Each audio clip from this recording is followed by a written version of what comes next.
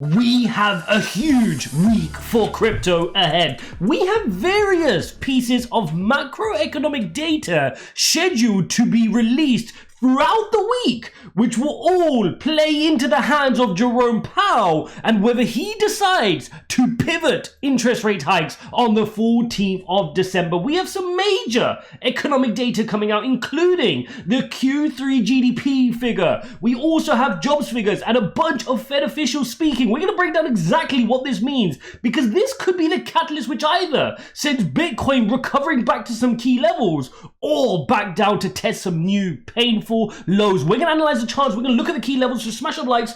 Don't forget to subscribe. Check out the links in the description if you want to buy any crypto. Bitcoin has been pretty boring. I'm sitting here on the 4-hourly candles, and then you can see, apart from our retest down here at 15,400, we've managed to hold it sideways, but we've not managed to start building our way back up to the all-important 17,500 level, right? This was our initial June low when Terra Luna collapsed. So we've got to get back to that level to see, is it going to be support or are we going to come back down? If you look at this here from a daily chart, this was the initial low. And then ever since we broke down from the FTX saga, we've not back tested it. So we don't know if it's support, so here it was support, has it turned into resistance, or can we just break above it? We've not even got close to test it. So right now we're hanging on a cliff's edge, and more likely than not, lower lows are in session. But we need to wait for these key pieces of data coming out. Monday and Tuesday, you've got a bunch of Fed officials speaking. On Wednesday, you get the ADP jobs figure. Okay, the ADP jobs figure is your private payroll. Remember, you have an ADP figure, which gives you a private estimation. And then on Friday, you get your non-farm payrolls. This is what Jerome Powell uses to decide if the labor market is tight or not. So that's very important that we listen to those figures. Also on Wednesday, you get a critical reading here in the US, and that is the gross domestic product for Q3. This is a preliminary reading, but this is very important and it does have a huge impact on the market. Remember, markets are looking to see, are we heading for this double dip recession, which I was speaking about many months ago, because I had a feeling that they were going to show us this, where we have a negative quarter, we come back out into positive, and then we dip back into a technical recession. So even though that politics are getting in the way and they're trying to avert this idea of a recession, are we going to get a negative read for Q3? What does that look like? Markets will be waiting with bated breath. We also get the JOLTS figure. JOLTS figure is your job openings. Remember, you want to see that this is your supply in labor and your demand in labor. The job opening shows you the demand side. So this is important to understand inflation, to understand where Jerome Powell sits. We need to pay attention to this jobs figure to see how does it come out. We will be looking forward to that as well. And if that wasn't enough, guess what else you get on Wednesday? A huge day on Wednesday. You get Fed Cook. You get the Fed's beige book, but in between they're sandwiched, you get Jerome Powell. Yes, Jerome Powell will be speaking live on Wednesday. And as always, whenever Jerome Powell speaks, even when it's not a direct FOMC meeting, he has the ability to move markets. So we will have to wait to see, what does he say?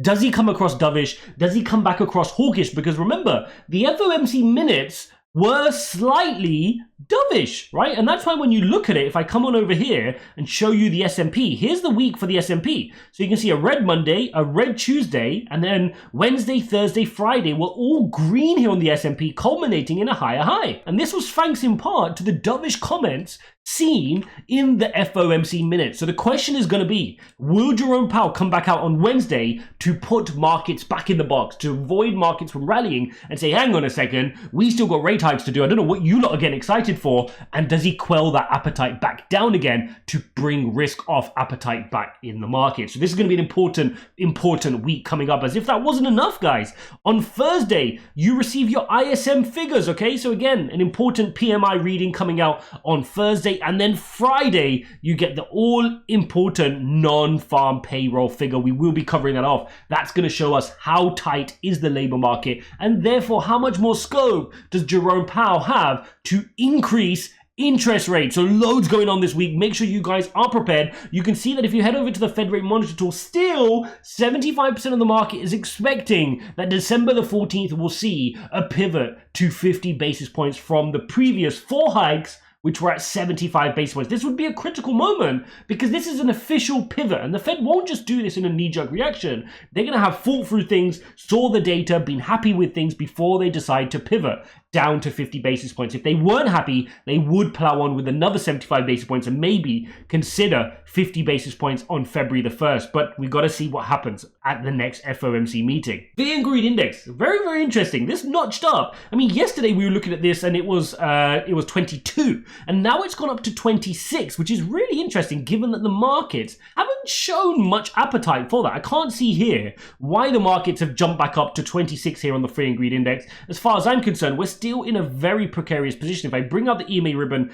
you can see we've not even gone in to test it, right? We've not even managed a move like this to see what the appetite is up towards these levels at 17,600 to see if we get thrown back to the downside. So this is, look, it's good that we've quelled the bleeding, but we haven't shown any impulsive movement to give us some strength to try and work our way back up. So for me, I'm waiting to see when do the bears step back in to go test the resilience of the 15,500 level, because there's a whole bunch of people on the sidelines looking to short Bitcoin right now. And when are they going to come back in to push down for another leg to the downside? We can also take a quick look here at the dollar index, which of course doesn't trade on the weekends, but you can see here it did eke out a green day on Friday. And this is again what I was concerned about. The last time it bounced from this 200 exponential moving average, it had a nice run and then we pushed it down, which is fantastic. But the question now is going to be, does it want to have a positive week this week and move to the upside? Again, it's going to depend on a lot of the macroeconomic data we get. What's going to happen with the jobs figure? What's going to happen with the Q3 GDP?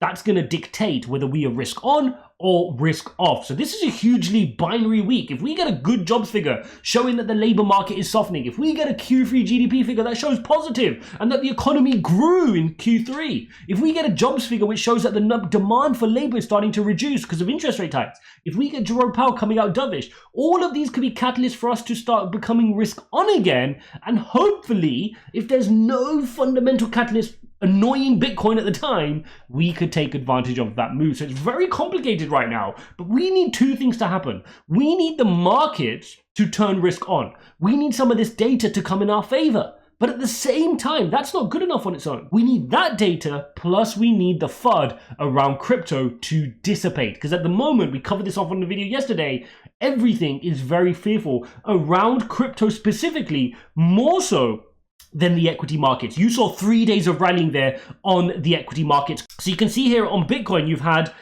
Wednesday slightly green, you had a slightly green Thursday, Friday in the red, Saturday in the red, right? So Bitcoin's struggling to keep up, and that is because of the news related specifically to crypto. A few other pieces which I wanted to cover off. Alameda Research withdrew $204 million ahead of the bankruptcy filing. Guys, this is not something we didn't expect to see coming, and we saw similar with Celsius, because I don't expect, that this is anything new. This typically tends to happen, and it just goes to show the thought process of those leading the project, and this is not a great look for Alameda and Sam Bankman-Fried. Also interesting that this article popped up which says it's time for crypto fads to stop supporting cults of personality. Now, you guys know, if you've been watching my videos for any length of time, including the videos over the last couple of days, this is exactly what I've been speaking about. We do not need to put anybody on a pedestal, whether it's Andre Cronje over at Phantom, whether it's Charles Hodgkinson over at Cardano, whether it was Do Kwon over at Luna, Alex Mahinsky at Celsius,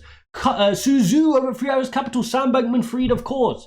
We do not need to put anybody on this pedestal, including CZ. Even if they're doing right, what is the benefit of putting them on a pedestal? We don't need to. Let them crack on. Let's hold them accountable and let's keep things moving. This is a decentralized space, and let's not forget that. Another interesting piece of news is anxious Ethereum stakers question when they'll be able to access funds. Yes, guys, another thing here. So remember, initially it was thought that you'll be able to get your ETH when the Shanghai update was done, which is the next Ethereum update due to be done. But the timeline is still vague. So a lot of people are now getting concerned, particularly with the liquidity issues you've seen around the likes of FTX and other companies out there right now, BlockFi. A lot of people are getting concerned now.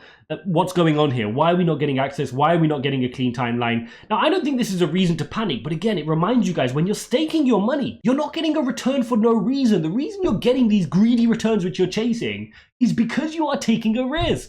Why do you think that when you stake money on any protocol, they give you a higher percentage for the longer you stake for? Because they're taking more risk with your money. It's no different to a government bond.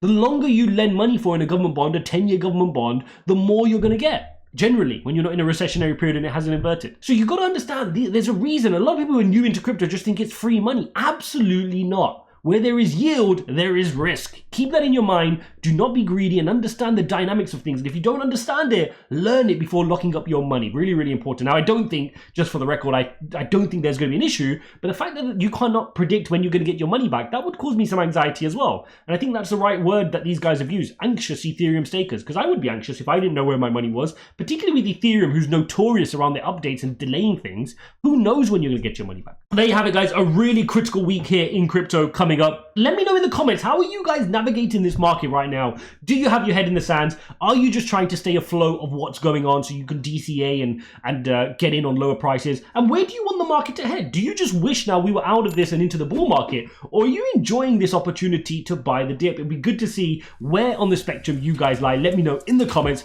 Don't forget to go watch this video here, and I'll see you in the next one.